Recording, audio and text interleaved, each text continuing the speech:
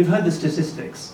10,000 individuals have died in the last year because of this, or because of this crisis. Almost 14 million people have issues with regards to getting food scarcity. We've heard about 2.5 million children who are undergoing acute and severe malnourishment. I had the pleasure of going out to Djibouti. Our organization, the World Federation, actually rescued almost 500 people from Yemen. Many of them were our own community members, and some of them were others as well, not just our own ethnicity or our own religious sectarian area, but of all areas. And we rescued 500 people.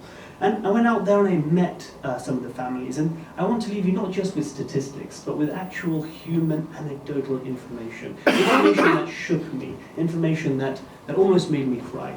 I met one man out there, and I asked him his life story, and he told me, he was a 70-year-old man, and he told me he came out of his house in Aden, and as he came out, he heard bombs exploding around. As he left his house, he called his son. He told his son not to come home at that time.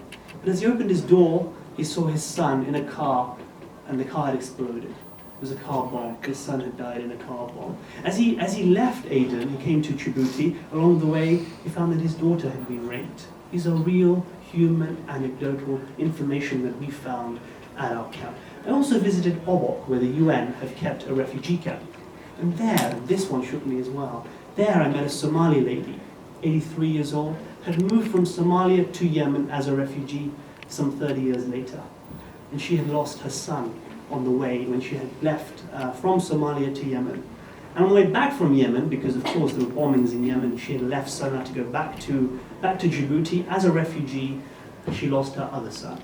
So Yemen, yes, we hear the statistics and they are compelling, but the anecdotal information out there is huge. And that is why, Keith, I would like to thank you and the APPG for taking time out and for really highlighting this important cause. For us, we hear about it, but for people there, they're living it, and it makes a huge difference for them, everything we do here today.